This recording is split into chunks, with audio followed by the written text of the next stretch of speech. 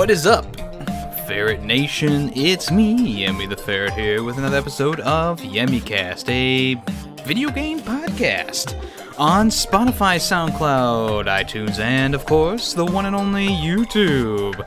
How's everyone doing today? I've been having a pretty good day myself.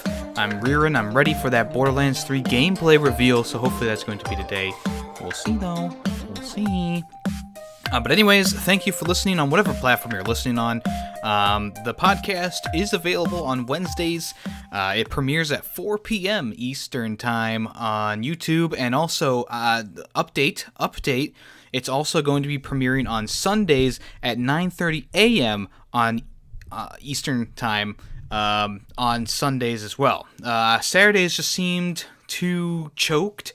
I was really rushed for time with those ones, so I'm hoping now that I switched the time around, I'll be able to work on them a little bit more, get them out a little bit more later, of course, but it will affect I believe it will affect the podcast positively. The weekend ones will feel more like a weekday one.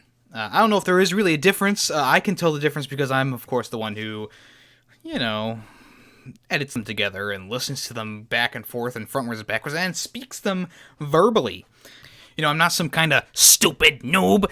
I want to, make the podcast as well as it can be made, and hopefully this will help with that, especially on the weekend ones. The weekday ones are still bellissimo. They're the best ever, right?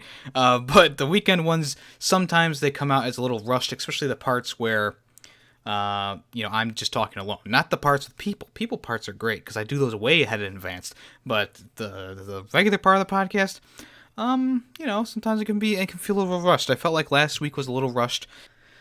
So here we are with the weekday episode. I'm ready to go. I'm raring to go. Everyone's waiting for the big news, and the big news is that I got a new headset. And the headset is made by SteelSeries, and they're called the Arctics 3. This is the console edition I have right now.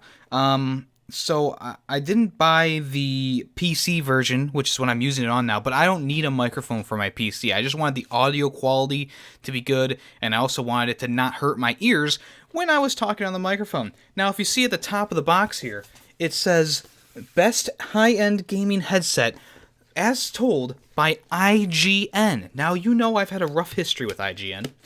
They rated Super Mario Bros. Wii U Edition a 9 out of 10 after completely shitting on it the whole time. Alright, but they do have a good pick in headsets. This is a very good headset. I've been using it for a few days now. The quality's good. The audio sounds great. It has a slide-out microphone. It slides out there, so if you are using it for gaming, I haven't tested the mic on it yet because, of course, I'm using it on my PC and I have my Blue Yeti, and so I haven't tested that out yet, but I would think that the audio, the mic quality is pretty good too, but of course, like I said, haven't tried it yet, but I like how it folds away. It tucks away into the headset instead of being in front of my face the entire time. That's what I like about it. Also, it has like this neat strap system on here, so it's not like forcing your hair down, so when you take them off, your hair still looks pretty good. But just get the settings exactly the way you want them on this thing, and it feels great. I can wear them for I wore them for about 4 hours just today while just kind of watching videos, talking with people on Discord, stuff like that, and they didn't really start to hurt. I also wore my Ferret sunglasses last stream that I did. I think that was on Saturday. Or Monday, and they didn't hurt at all throughout the whole thing. I was able to wear them pretty much the whole time, and I was excited because my last headset would hurt. So my old Sony headset decided to just randomly stop working. I can't get it back. I can't get it working. It's unfortunate because I like the quality of those headsets. Like, they were nice quality. They looked sharp. The only thing is, like, all of a sudden, like, the connection wasn't right. Like, my headphones were getting sound and they weren't getting sound, and blah, blah, blah. And I would mess around with the cord and it would sound better, then it would not sound good. And it was actually during the premiere on Sunday of the last episode of the podcast. So that was kind of interesting to try and get working while I'm trying to talk to people online. So those ones only really lasted about 3 to 4 months for me.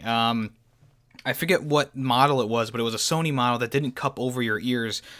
So I would be careful with getting the Sony brand from now on if you are a Sony person. like I thought I was. But these ones are good. The SteelSeries headsets are nice quality. I'm really enjoying how these feel, and I think the audio quality is top notch as well. I was listening to music and listening to videos, and I think that the audio stuff is really nicely done on these. So thumbs up to SteelSeries. I really enjoy the headset. Sponsor me, no, please, no. So, one of the major topics of this podcast is, of course, Days Gone. It came out last Friday.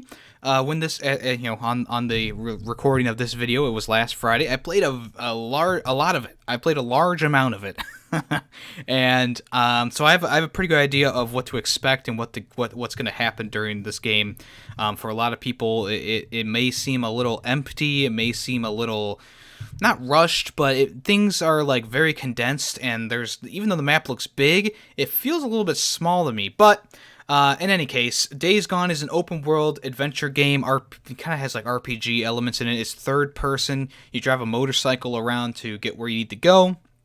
It was developed by SIE Bend Studio, and just for you guys to know, their last game that they made was Uncharted Golden Abyss, and before that, Siphon Filter, the Siphon Filter series.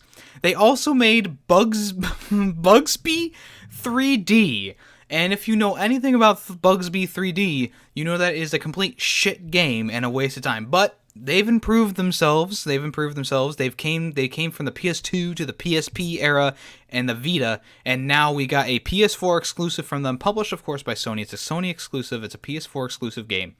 And Days Gone is one of those kinds of games that it tries to do a lot of things, but doesn't always hit the mark with them.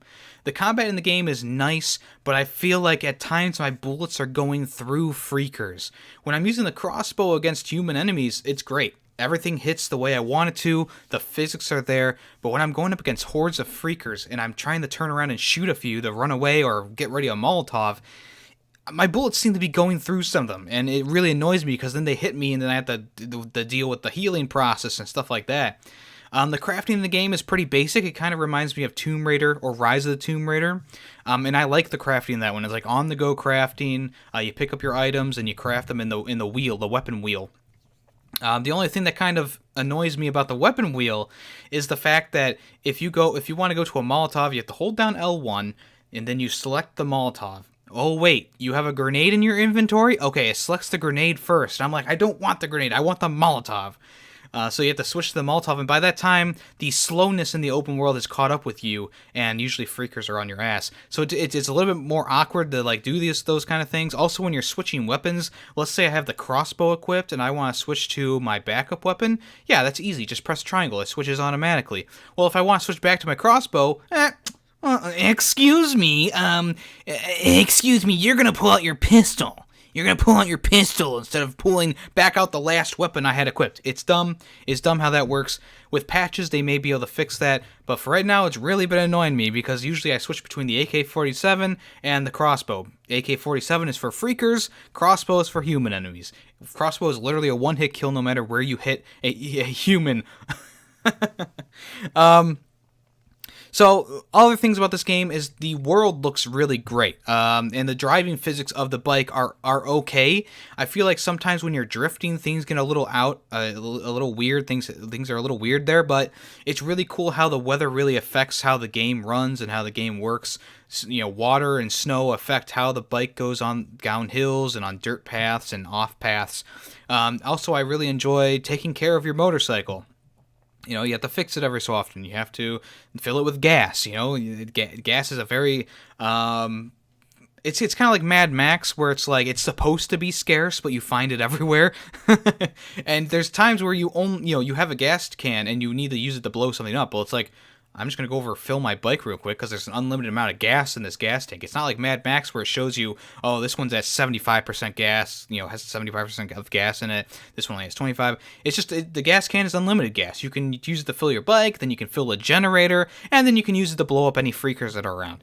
It's a little overpowered, and I think it's something that they really should have thought of, was putting limited amounts of fuel in these gas cans. I understand that the generators take a lot of gas. I understand that because they start at 0 and they need to go to 100, but it would be much more taxing to either have a time limit as how long that generator's on. So if you're in the building that needs power, to fill it 50%, and that's all you have, and you have like 2 minutes of time to go in there, get everything you need, and rush out, before the doors auto lock again. Or you only have 25% gas left in your bike. Well, you pick up a random gas can that's on the ground. Oh shit! It only has like 5% left in it. That would make things a little bit more hurried in the game. It would make things a little bit more challenging. But instead, we have these gas cans that are just unlimited. They have it's a wealth of gasoline. The gasoline gods have graced us. Who's the gasoline god? I don't know. Probably Larry the Cable Guy. So yeah, that aspect of the game is great, but it's also makes the game a little bit too easy in some aspects. Also, the melee combat in the game is very basic. You press R2 to hit the enemy, and then you press R1 to dodge or roll out of the way. Not too much there to worry about you. One thing I do like about this game is the weapon degradation. So melee weapons will have a percentage on them, most like everything else, and you can see how far down they are beaten, and once they're down to 0, they break. You can also use scrap to get back the melee weapons, so if it's all the way at like 10%, you have to use like 6 scrap to fix it. Like, I built this nailed baseball bat, kind of like a Dead Rising thing. It takes like 6 to 8 scrap to replenish it, and you can really only hold 8 scrap from the get-go, from the beginning of the game. So scrap is one of those things that is kind of scarce. Even though there's lots of cars everywhere, some of them, their hoods don't open, which is usually where I get my scrap. It seems like that's a more scarce resource, but everything else is in abundance everywhere, especially gas cans, like I said. The story in the game has been pretty good. I feel like this is a stronger game in story than it is in the open world aspect of the game. The story kind of is integrated into the open world. Let me restart that. The story is really good in this game. I feel like I'm really connecting with the character, even though some of the line delivery is kind of weird. He's also been talking to himself a lot, which is kind of off-putting, but I think it really goes with how his character is, how underneath the skin he is damaged. Not like the Joker damaged, but, just damaged. He's got a lot of guilt and a lot of sadness inside of him.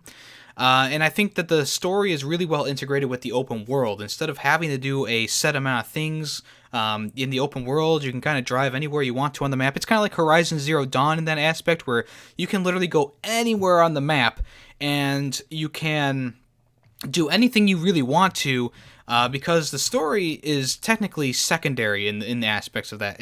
Like, you want to do the story missions to level up, but you can go anywhere on the map from the get-go.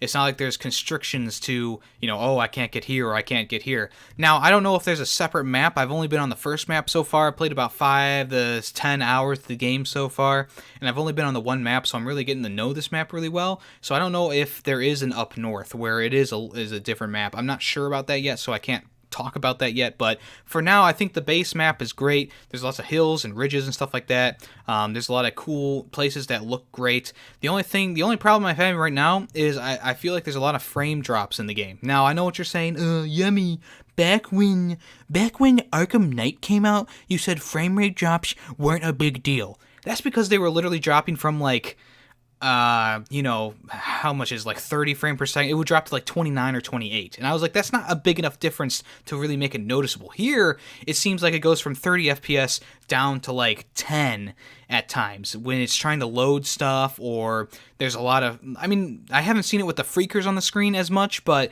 usually when you're going to a new area, it seems that, or a different part of the map, it seems like all of a sudden I'll just start to like,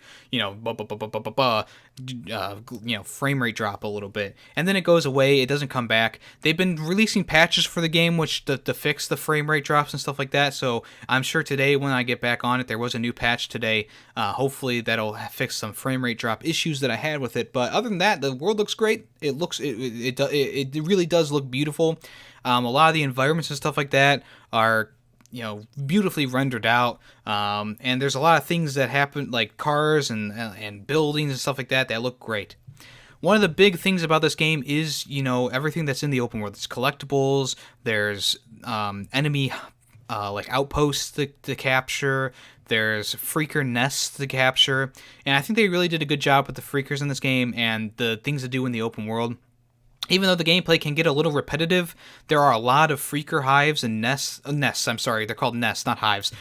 No, God, not the bees. No, they're called freaker nests. And what this is like the basic human instinct to create a home and all be in somewhere during the night. Or I'm sorry, during the day. So if you attack a freaker hive during the freaker fucking nest, come on, Yemmy, you stupid noob. A freaker nest during the day, there'll be more freakers that come out of it when you start burning it. You have to throw Molotovs at them or just explode them with gasoline. If you're at night, there'll be less freakers inside of it, but there'll be more freakers wandering around. They're a little bit more aggressive at night, which is pretty cool too. Kind of like it's almost like what was that one game? Dying Light. Jeez, that's the one. It's almost like Dying Light, and I like that about the game. As for random encounters in the game, there are instances where wolves will attack you, zombified wolves, zombified bears, stuff like that, and those things can get kind of annoying, especially if you like just starting to burn down like a freaker hive, or if you're just done. Freaker hive! I said it again! Freaker nest! Freaker nest! Oh you my gosh! Noob. If you're just starting to burn down a freaker nest, and they attack you, it can be really crazy. Another thing that kind of bugged me about this game, I died once in my time playing it. I did a jump off of a ramp, and I didn't land correctly, and so my character died. Deacon died, and it restarted me so far back. I was so, like, I just had done doing all these freaker nests, and I had just done all this crap, and it put me back all the way before that. So, quick saving at your motorcycle as often as you can is beneficial in this game. You can only quick save when you're at your motorcycle. It does autosave every once in a while, but you need definitely quick save when you can. There's an abundance of weapons in this game, and to get more weapons, you have to get respect with the different communities that are around. There's 2 communities that I've found so far. One of them has a lot of weapons, and one of them has all the stuff for the motorcycle. So getting reputation with each of those by doing different missions and stuff like that really help. And actually, there's a few missions in the game so far where you can choose whether they give this box of supplies to, this person or this person. That'll affect your the respect from each community differently. So doing things for the community, killing freakers, turning in bounties, that's all cool stuff that you can do to raise your respect with those communities, and get you more things. So what are bounties, you might ask? Well, bounties are pretty much killing freakers and collecting their ears. You'll automatically pick up their ears after you kill one. And I think this is a good system for doing this because, if I was in the freaker apocalypse, I'm not going to call them zombies because that might be, they don't want you calling them zombies, they're freakers. Collecting the freaker ears, I would really, I would reward people for killing them too. If you go out there, risk your life, kill like 50 freakers, turn in 50 ears, that's pretty good. That's pretty good. I would reward people for doing that stuff too. You can also kill like wildlife as well. Wolves, bears, deer, other things like that, and collect their skins, and then you can turn those in for rewards as well. Other than that, there's really not much else to say about this game. It's a fairly good game. I'm enjoying it myself. There is a lot to do in the game, but it also seems like there's not much to do since there is a lot of repeated stuff going on. There's this cool system, or there's this cool thing with it's called the group is called Nero, and they are like the doctors and stuff that survived, and they're trying to gather information about, so you can kind of go to their old camps that they used to have and collect like upgrades for your character, so you can increase health, stamina, and focus time, which is slowing down time while aiming. It's a cool thing about the game because it adds a little bit of puzzles to it, a little bit of platforming to do, and also there's this thing for fueling generators like I was talking about, and when you fuel them up, if there's speakers in the area, they'll turn on and attract more freakers, which is a cool thing about the game. Noises, gunfire, they all attract freakers depending on how many are in the game at the moment that you do your things. There was one camp that I was attacking, and there was freakers around. So what I did is I pretty much was able to coax the freakers into the camp, and then they started attacking the outcasts that were in there, and the freakers literally killed like 5 out of 10, and I was like, okay, this is good. This is good. I don't have to waste as much ammo. Earning XP in the game will grant you, of course, skill points, which you can use to upgrade, like, if you can, retrieve arrows from dead bodies, it'll help with timing your attacks a little bit more. It'll help with this and that. Lots of different things to look at and upgrade as well. The stealth elements in the game work pretty well. I feel like freakers and humans, they are a lot different in terms of going after them in stealth. A freaker, you can pretty much crouch, almost run at them and get a stealth kill on them. You need to be directly behind them, of course, but for a human, if you're making a little bit of noise, they will hear you. And there's this little, like, audio, like, what would you call it? Like, just this little, like, speaker thing on your corner of the mini-map that tells you how much noise you're making. So if you want to really get a good stealth kill, you got to kind of creep up really slowly, because if you are doing, like, a run crouch, as I said before, they'll hear you and turn around. It's not like a Shadow of Mordor where you can literally run up onto an orc and slice his neck and then then run to the next one and then run to the next one. It's not like that. But so far, I'm really enjoying the game. Right now, first impressions, I would probably give it like a 7 or an 8. And I'm teetering more towards a 7 right now because of the repetition in the game. Maybe once I get farther in the campaign, things will start getting a little bit more fleshed out. But so far, it's not bad. And a lot of people are kind of saying that, if you give this... People are confused about scores right now. A lot of critics gave the game like a 7 or a 6. And in my eyes, like, a 6 is like teetering on the edge of being bad. 7 is like, yes, it's good. It's good. It's not great, but it's not bad. An 8 is like, yes, it's above the average. A 9 is like, yep, it's great. I would recommend it. 10 is best of all time, greatest of all time, like Banjo-Kazooie. A 5 is middle of the road, not good, not bad, but it's in the middle there. A 4 to a 3 would be like, oh, it's bad, it's not good. And then a 2 or a 1 is like, it's trash, it's garbage, throw it away as soon as you get it. But for right now, I'm keeping it at like in between a 7 and 8, probably a 7.5 right now. And we'll see how that changes as I get through the game. I'm enjoying myself so far, though. I'm enjoying myself so far, and I give it a full round of applause, of course. And then also, what has been reported, though, Days Gone patch 1.06 has been crashing some people's PS4s. So patch 1.06 was made available, and the notes were just bug fixes. But it seems like, according to Reddit, people have been downloading the update and not being able to get past the main menu. It's been crashing the game. It hasn't been affecting everyone, but there's a good amount of people who are using the PS4 Pro that it's been crashing the game. So I'll let you guys know if my game crashes, I guess. Also, other big news today, Sonic the Hedgehog movie got its first official trailer. It's there, it's out there right now. It's interesting. It's a little off-setting at first, a little off-putting at first, seeing Sonic being fully 3D rendered out with hair and like this little stubby nose and 2 eyes and just all the facial expressions. It's a little off-putting at first. I think that with time, people might like this movie. I'm definitely on the fence about it right now. Originally, when I saw it, I was like, oh, whatever. I watched the trailer again, I was like, okay, it's a little bit more interesting now. But I feel like this is really going to be one of those movies that go down in time as just overly memed. I think Jim Carrey is going to do a good job as Dr. Robotnik. I'm sorry, yeah, Dr. Robotnik, that's his name. But, of course, we haven't fully seen him as the character, just the trailer and then a few still shot photos. I think he's going to be like a Jim Carrey character and not like a more serious character. He's going to be more like the Grinch, that's what I'm trying to say. Yeah, there were parts in the trailer that were kind of like when Sonic said meow and then was shot with a tranquilizer dart. There's this part where he slowed time down and he was able to destroy a bunch of drones, which might be cool on paper, but I don't think in actuality it looked that great. There was also scenes where he was stretching and stuff like that made his proportions look really weird. But overall, I think I'll probably go see the movie just to kind of, whatever, just to kind of decide for myself whether it's going to be amazing or bad. So far, it just kind of looks a little bit creepy, kind of looks a little bit weird.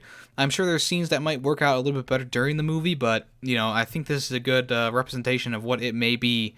I also like how they use rings instead of stars in the Universal logo, or I'm sorry, Paramount Pictures logo. That was a nice touch. And also there was like a line during the A trailer that was like, the genesis of Sonic or whatever. And I'm like, oh, throwback to Genesis. Wow. All right, so moving on from Sonic, will it be better? Hey, Mr. Predicto, will the Sonic movie be better than Sonic 09? Let's find out. Or is it 06? I think it's 06. Sonic 06. I'm sorry, Mr. Predicto. The answer you seek is yes. Oh. All right, the answer we seek is yes, so that means that the movie will be better than Sonic 06. It's not hard to do that, but whatever.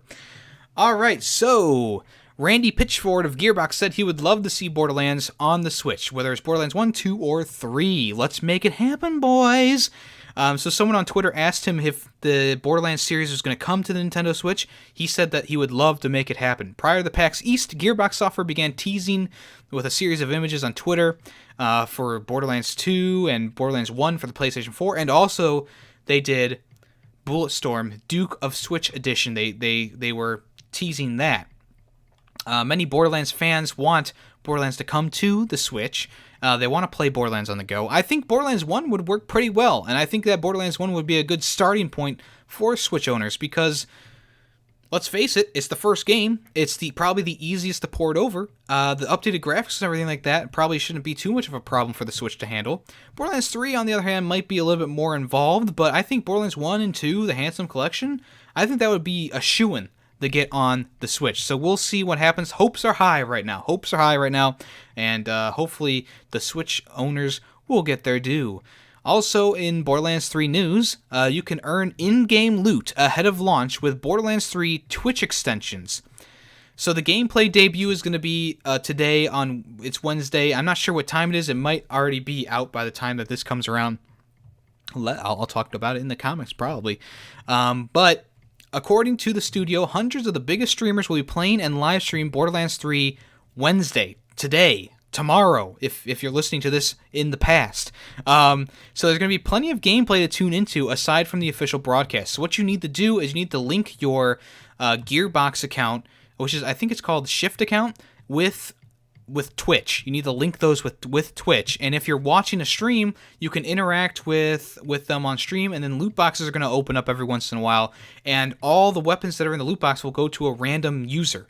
So if you have your Shift and your Twitch account linked, it'll go directly to your Borderlands account, which is pretty sweet. Claptrap explains everything in the video. He does sound a little bit different in this game, so it's going to be interesting to see what different things have happened to him. Maybe they've heard people's complaints about him being annoying. Me personally, I enjoy his character. Look, there is a Claptrap figure in my bookshelf right there. That I like Claptrap. There he is. He has a wizard hat on. He has a wand. I think he's a great character. I thought he was a great character in Borderlands 2 and 1, even though, yeah, he's a little annoying. We get it. But I liked his character, okay? He's a robot. Whatever. Anyways, so if you win, the digital content will be mailed to your mailbox, and it'll appear in your mailbox in September when Borderlands 3 is available. Did I say that all correctly? I got off topic there a little bit. Alright, so Minecraft's creator won't be invited to the game's anniversary celebrations. Essentially, they are cutting ties even more with the developer after the last update that took his name out of the game, including the random things that it would say at the loading screen. So made by Notch and stuff like that were taken out. They've also decided not to invite him to the big social media event, which is the Minecraft anniversary celebration. And Mojang and Microsoft have come out and said that his comments and opinions do not reflect those of Microsoft or Mojang and are not representative of Minecraft. The upcoming event is going to be in the capital of Sweden on the 17th of May, and they will celebrate the past, present, and exciting future of the now decade-old game Minecraft. 91 million players to date, and on a monthly basis. Wow, Jesus Christ, did I read that right? To date, the game has around 91 million players on a monthly basis, and is second best-selling game of all time, right behind Tetris. Well, Tetris is hit or miss. I guess they never miss, huh? Because there's a lot of different versions of Tetris that they're including into this, so it's not like the original Tetris outsold all these. So I think Minecraft technically is the highest selling game of all time right now. GTA is catching up, though. Anyways, I think that, like I said in the last time I talked about this, you really need to separate the creator from the creation from the creator. Even though he sold it to Microsoft for $2.5 billion in 2014, this is still his work. It's still his art, technically. I don't think that they should be removing all instances of his name and everything from the game simply because of a few Twitter comments. Like I said last time, I didn't see what he wrote. Okay. I have no opinions about that, but to be honest with you, taking his name out of everything doesn't seem like the right move. I think you still need to mention that he is the creator of the game, even if you want to do it in like small little text. All right, there was an indie game removed from the Switch eShop after the devs revealed that it contained a hidden code editor. So Amir Rajan, who is the creator of the game A Dark Room, said on social media a little while back that he wanted to share with them that he put a Easter egg in his game that allows you to essentially rewrite code, and it's a code editor on the Switch. You can download a Darkroom, connect a USB keyboard, and press the little wavy key, and then you can follow the on-screen instructions to actually go into the code of the Switch, which is a big deal. Nintendo is very protective of its devices, and so having this high-level programming language built into a game could allow players to write and run their own custom apps on the Switch and perform various hacks. So Nintendo has pretty much just said that, yeah, it's unfortunate we had to do this, but we had to do this. That's pretty much what they're saying. Eurogamer, which is a gaming company that writes articles on games, talked to Rajan, and he opened up about the events, and he is quoted as saying, "I deeply regret how this blew up. A simple toy sandboxed environment has been framed as a massive exploit, and of course, it's the community that exploits these things that pushed it up to this level. I'm partially to blame with my sensationalized media post. I acted alone and stupidly. It was a last-second spark of inspiration, and I snuck it in assuming that plugging in a USB keyboard and pressing the wave button key wasn't part of the test plan. Having Circle deal with some of the cannon fire is something that I'd never... What the fuck? Okay, never mind. So essentially what he's saying is that news articles have blown this out of proportion, saying, being able to edit code and stuff like that, but essentially that is what he put into the game. I mean, he is the blame. He's the one who did it. Spark of inspiration. I don't get what he was going for. There's some screenshots I've looked at for this Dark Room game. It looks interesting. It's definitely like more of a text-based game, but I don't think I would ever actually plug in my keyboard and press a key on the Nintendo Switch. I've never even thought about doing that. And the fact that he came out on social media, I'm not sure what site it was, but the fact that he went out and said, hey, do this, everyone. That was also a thing, too, that was like, I don't know about that. So maybe they'll re-release a Dark Room without these exploits in it, but so far it doesn't look promising for people who are fans of that game.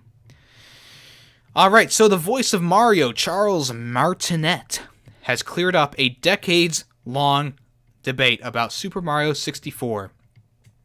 So when Mario grabs Bowser by the tail and throws him, he says something along the lines of "So long, Boomba," and no one knew exactly what he was saying. And actually, the voice of Mario came out on Twitter, and after someone asked him a question saying, "Does Mario say so long, Bowser, or so long, comma King Bowser in Super Mario 64 when he throws him?" And Charles has said Charles says that Mario says, "Gee, this is a confusing sentence. So long, Kinga Bowser. So long, Kinga Bowser." I guess I kind of hear it now that I say it myself. But it is something that even confused me as a kid. I didn't know what he was saying. I thought he was saying like "so long, but I don't know what he was saying. It was crazy. So that has cleared up a lot of people's questions about it. All right, so the UK charts and sales charts puts Mortal Kombat 11 as number 2, with Days Gone being number 1 for video games, and Mario Kart 8 Deluxe is still on the list at number 4 and number 6 this week.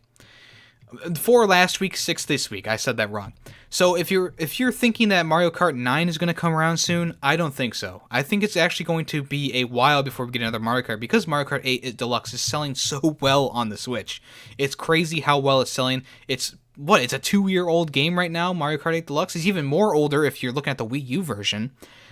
So it's crazy that it's still relevant even today and beating games like Sekiro and New Super Mario Bros. U and World War Z and Anthem and stuff like that. Games that have been selling pretty well. So cool, I guess.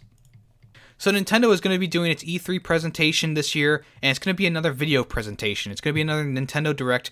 They're going to announce games and updates and stuff like that, but no new hardware at this Electronic Entertainment Expo. Nintendo is quoted as saying, "We plan to continue our practice of the last few years, which is to release a video game presentation discussing the games that are planned for release during the fiscal year, provide hands-on opportunities, and so on."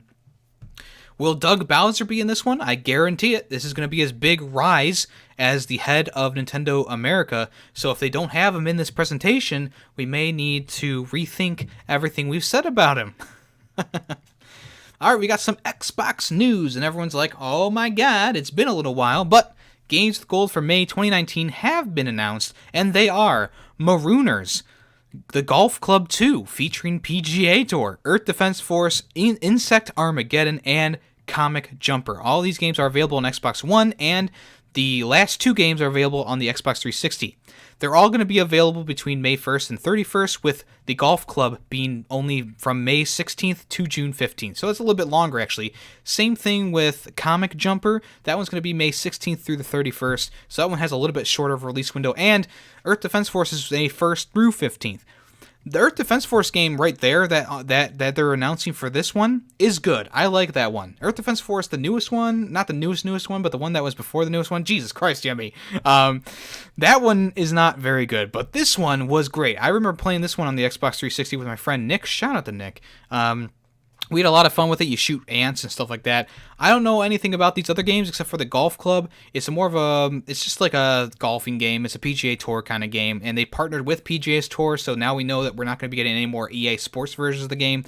The Golf Club seems to be where it's at. So if you like golfing games, this might be one for you. If you like Mario golfing games, this one will not be for you. Marooners, have no clue what Marooners is, but it's only a $10 game, and it's described to being a wild mix of fun party games as the action regularly switches back and forth between games. So it's kind of like a Mario Party game. Not sure why that one is the head of this event, but whatever. Not, just like with PlayStation Plus, not every month is going to be amazing. All right, new Death Stranding trailer might have been teased by Hideo Kojima. He tweeted out a picture the other day showing the Death Stranding logo and then some editing software on another monitor. It's been a little while since we've seen more stuff for this PS4 exclusive, so hopefully there'll be a gameplay trailer at E3 this year. This is just this is possibly a tease for it. There's a lot of questions surrounding this game so far. Is it going to be a PS5 exclusive? Will it be multi-platform? PS4 and PS5? Who knows? Who knows what the release window is going to be? It's to be announced still. But if anything is for certain, we know that right now everyone is very confused about the game, and everyone is hoping that something will come out to shed some light on what the hell this game is about. All right, so Anthem is falling apart a little bit in the matchmaking category. Who could have guessed? With people running away from the game, literally running away from the game. There's a lack of active players on Anthem right now, and right now, people cannot find games to play with. People can't find people to play with. A lot of people are having trouble getting done with the ending bosses and stuff like that because the game is built around being a squad of 4. Even if you play on the easiest mode, it takes a while to kill that final boss. I've watched reviews about the game, detailed stuff about the game. A person played through the game solo and with other people, and he said that the solo experience is a little bit more difficult even on the easy mode because it does require 4 people to get through a lot of areas. Maybe not require, but they want you to use 4 people. So not being able to find 4 people for the last boss fight is going to make that boss fight really, really long, or you'll have to dumb down the difficulty to easy. People are also having trouble finding matchmaking games just for doing open world stuff. It's taking longer than ever. And you know what? You might be shit out of luck on this. Anthem hasn't been able to pull people back in. It's just been pushing people away with the latest things that it's been doing. The news for Anthem has kind of died down recently. I haven't really talked about it as much. I haven't played it in a while, not since I retried playing it and just had a horrible time. It's still very boring, very repetitive. Very annoying. So yeah, this article is saying that even if BioWare can somehow transform Anthem, it's very possible people still won't come back. Look at No Man's Sky. That game has been completely redone. Have I played the game again? No, I have not set foot back on a single planet in that game. You know why? Because my original experience with it was so terrible. There's people who have come back to it. There's people who started playing it now and love it. That's fine. That's your opinion. Me personally, I vowed I would not play this game again, No Man's Sky. Anthem, on the other hand, I might go back to it. I still think the gameplay is fine. It's just that everything else in the game doesn't really draw me in. But, whatever. I don't like talking about Anthem any more than I need to anymore. Finally, for big, not really gaming news, but is news that does affect the community as a whole, the subscribe to PewDiePie phenomenon, meme, whatever you want to call it, is officially over, with PewDiePie himself coming onto YouTube and saying that he's ending his support for this meme. He came out saying that, yes, he's happy that people supported him and have been doing all these great and wonderful things under the name or under the guise of subscribe to PewDiePie. People have gone to sporting events, driven trucks around, made artwork and stuff like that. But then there's also the side of it now that has gotten so, it's because of it's gotten so big that people are taking it the wrong way. News organizations are putting spins on it. He stated the World War II monument getting spray painted on with subscribe to PewDiePie. That was something that he really didn't like. And then, of course, there was a terrorist attack at Christ Church in New Zealand, that one of the terrorists said subscribe to PewDiePie. So now he's officially, it's run its course, he says. He's done with it. He doesn't want anyone to really be using that anymore. He's effectively killing his own meme, which is what he does to a lot of memes, but this is his own meme. I remember him saying that he didn't start this meme. I've been subscribed to PewDiePie for a while now, before the whole subscribe to PewDiePie event. And when he changed his content format from gaming to more commentary, that's when I started liking his content and actually hit the subscribe button. And I still watch his videos regularly. I am kind of a fan, I guess you would say, but I'm not like totally so invested that I need to watch the videos as soon as they come out and all that. There's other YouTubers for those kind of things, but I think he's still very entertaining, and I think this is a big thing for him to step up, come out with a serious video, not monetize it, not have G Fuel ads in it, not do anything like that. Make it less than 10 minutes. It's only a 4-minute video of him explaining why he's doing this and why he wants to stop it, and he's appreciative of the people who have done big things for him. And it was number 1 on trending. It's number 3 right now as I make this. The funny thing is, YouTube hasn't been behind PewDiePie in a while, and of course, as soon as he ends the subscribe to PewDiePie phase, they put it as number 1 trending on the freaking homepage. Right now, it has 11 million views on it. Right now, PewDiePie stands at over 95 million subscribers. Who knows if that number will go up or down, but like the motto of the podcast is, and will always be, we shall see. We shall see. We shall see what happens in the future. I commend PewDiePie for doing this, because you know what? It's a difficult choice to end something like this that's helping him grow so much. But I think after you get to that 90 million subscriber point, you're like, what's really the point anymore? Like, really? You get that big and that famous on YouTube and around the world, you're going to get a lot of shit thrown at you, and he's had some smear campaigns run against him. Of course, he's done some controversial things in the past as well, but nothing so egregious that I would say he deserves to be blacklisted or anything like that. And these are just my personal opinions, okay? This is just my personal opinions. So, whatever your take on this is, just know that everyone has their own opinions, and, if you still want to use this meme, you just know that it's not supported by him anymore, and I think that he's going to largely ignore anything that is hashtag subscribe to PewDiePie. But anyways, I think that just about does it for this episode of YemmyCast, a video game podcast. I don't think I actually even said YemmyCast at the beginning of this. Oh man, I'm slipping. I'm thinking back. It's been about 40 minutes now. I can't remember 40 minutes ago. I'm losing it right now. Whew, boy. But anyways, I just want to thank everyone for listening to this episode of YemmyCast, a video game podcast, episode 32. Holy fucking shit in my face. Don't be weird. Don't be weird now, Yemmy. Don't be weird, dude. That is crazy. 32 episodes of this so far, and I would hope that the podcast is improving every time that I do one. I've been upgrading my equipment and trying out new intro and exit music, stuff like that. Let me know how it is. People who are listening on the audio-only version on Spotify, iTunes, or SoundCloud, I appreciate you just as much as the people who are here for the YouTube premieres and watching and listening on YouTube and commenting and all that stuff. It's really great. If you're on Spotify or anything like that, let me know how I'm doing. Send me a message on Twitter. Send me, join my Discord, talk to my Discord, or even come to the video itself and comment down below saying, hey, I watched this, I listened to this on Spotify, here's what I have to say about this episode. Any comments, any feedback is always appreciated within limits, within human decency.